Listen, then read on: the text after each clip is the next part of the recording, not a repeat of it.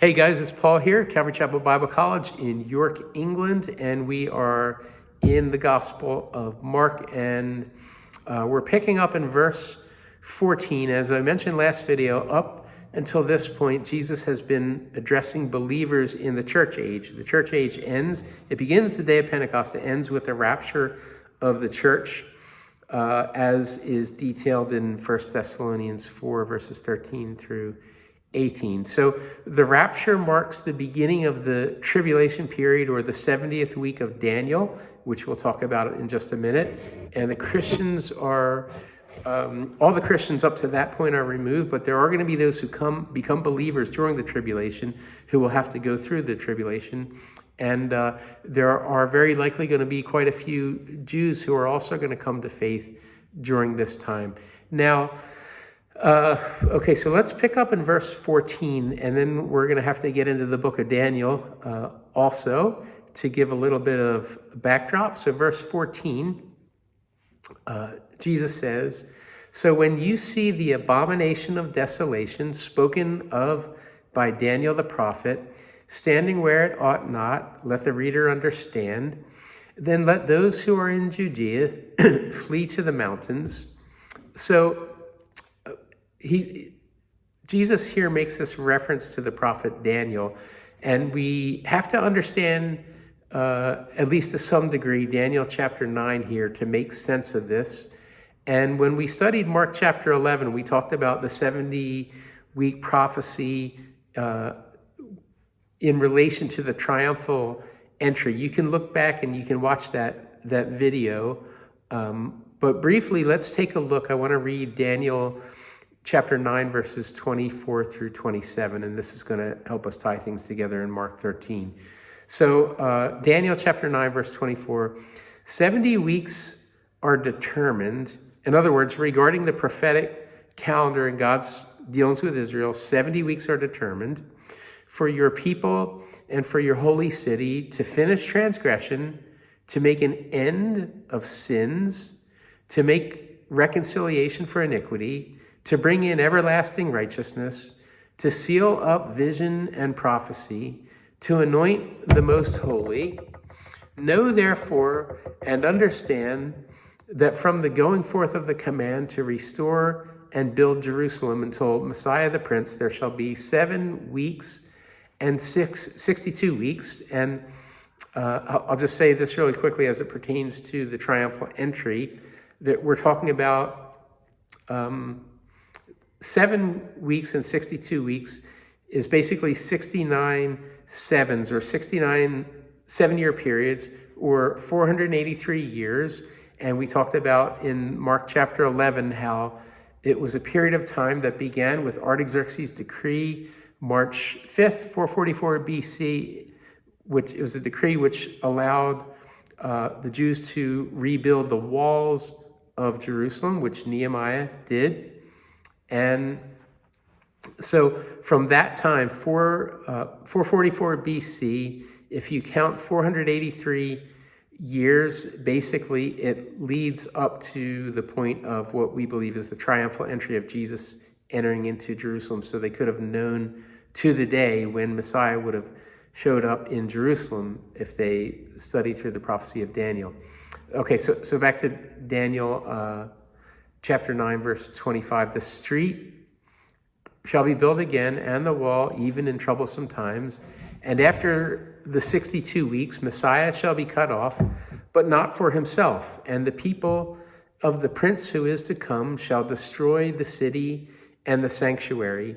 The end of it shall be with a flood. Until the end there shall be, until the end of the war, desolations are determined. Then he shall confirm a covenant with many for 1 week, but in the middle of the week he shall bring an end to sacrifice and offering, and on the wing of abominations shall be one who makes desolate, even until the consummation which is determined is poured out on the desolate." So it's an interesting prophecy. This section of Daniel has been referred to as the backbone of biblical prophecy. And Daniel realizes, just to summarize chapter 9, Daniel realizes by reading the prophet Jeremiah that oh, the Babylonian captivity was 70 years, and we've been here almost 70 years, so it looks like it's getting ready to come to an end. So Daniel fasts and prays. He enters into the collective guilt and responsibility for the predicament that his nation has come into and how they were carried away from their land. And he realizes that it's coming to an end. So he seeks the Lord and he prays and he fasts. And then Gabriel comes to him after having been delayed because he had to fight with the prince of Persia. And he gives Daniel this prophecy of the 70 weeks. And 69 of those weeks, he says that from the time that the decree is given to rebuild the streets of Jerusalem, which is given Artaxerxes to, and basically that's how Nehemiah is able to come back and rebuild the walls of Jerusalem. That's 69 years, or rather 69 seven-year periods. From the time that decree is given until the Messiah arrives in Jerusalem is 69 sevens, or 483 years. So Jesus comes in on Palm Sunday. The prophetic calendar stops. That 483 year period ends. There's still one 7-year period that hasn't happened yet, and that is the 7-year period that we're talking about, and that's the focus of what we're going to look at today. And Daniel talks about it in chapter 9, verse 27. It says that, well, verse 26, Messiah shall be cut off. But then chapter 27, it switches to the Antichrist. It says, then he shall confirm a covenant with many for 1 week. That is a 7-year period, the 7-year tribulation period, where this charismatic figure, this man who's able to somehow bring peace to the world, is going to make a covenant with the nation of Israel, and somehow they're going to be able to rebuild their temple in Jerusalem. But in the middle of that period, 3.5 years in, it says that he's going to bring an end to sacrifice and offering. And when we get into,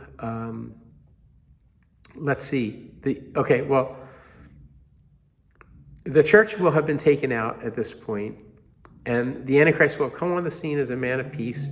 And there's this covenant halfway through 3.5-year mark. He's going to bring an end to sacrifice and offering. And basically what he's going to do is he's going to set himself up in the temple as God and demand to be worshiped. And 2 Thessalonians chapter 2, verses 3 and 4 give us a clear picture of that. And I'll read that passage, 2 Thessalonians 2, verses 3 and 4. That day will not come unless the falling away comes first and the man of sin is revealed, the son of perdition, who opposes and exalts himself above all that is called God or that is worshipped, so that he sits as God in the temple of God, showing himself that he is God. So here, this covenant that the Antichrist makes with the nation of Israel, halfway through the tribulation period, there's going to be the temple that he helped them rebuild, and he's going to all of a sudden set himself up in there and say, hey, I'm God, you have to worship me now. And then their eyes are going to be opened, and they're going to realize. And what this is going to do is it's going to trigger the second 3.5 years, the last 3.5 years of the 7-year tribulation. And it's known as the Great Tribulation because this is where the wrath of God will be poured out. And Jesus warns that those who are around, Jerusalem, Judea, when you see these things happening, flee, because it's not going to be pretty. And he goes on to continue, verse 15. He says, let him who is on the housetop not go down into the house, nor enter to take anything out of his house. And let him who is in the field not go back to get his clothes. But woe to those who are pregnant and to those who are nursing babies in those days, and pray that your flight may not be in winter, for in those days there will be tribulation such as not been seen since the beginning of creation, which God created until this time, nor ever shall be. So this incredibly difficult time to live in. And there are going to be Christians who the church is going to be pulled out with a rapture, but those who became Christians during the tribulation, they'll have to live through this. And in Jesus's own words, such as has not been since the beginning of creation until this time. Worse than being in Europe during World War II, and the worst thing you can imagine in history that we're aware of, well, it's going to be worse than that. And, it's not going to be a good time to be here. Thank the Lord that we are believers. And if you're not, put your faith in the Lord now. So just this picture of tribulation. In verse 20, it says, unless the Lord had shortened those days, no flesh would be saved. But for the elect's sake, whom he chose, he shortened those days. So a shortened period. It's 3.5 years. And the elect here is mentioned, and the elect are those who have come to faith during the tribulation. Verse 21, it says, then if anyone says to you, look, here is the Christ, or look, he is there, do not believe it, for false Christs and false prophets will rise and show signs and wonders to deceive, if possible, even the elect. But take heed, see, I have told you all things beforehand. So even in those days of tribulation, there are going to be deceivers, and it's just going to be a very difficult time. And following on the heels of the Great Tribulation is the second coming of Christ, and that's what we'll look at beginning in verse 24. It says, but in those days, after that tribulation, the sun will be darkened, and the moon will not give its light. So these pretty massive signs in the heavens. The stars of heaven will fall, and the powers in the heavens will be shaken. Then they will see the Son of Man coming in the clouds with great power and glory. Then he will send his angels and gather together his elect from the four winds, from the farthest part of the earth to the farthest part of the heaven. So imagine what that will be like. And this is the end of the tribulation. And this is the second coming. So if you can get this in your mind, the rapture is one thing that happens at the beginning of the tribulation.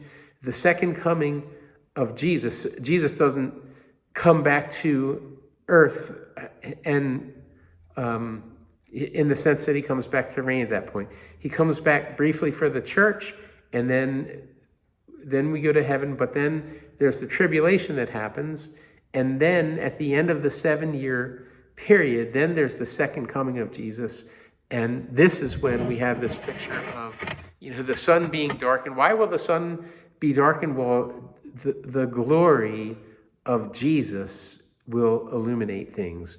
The moon won't give its light, stars of heaven will fall, the powers in the heavens will be shaken.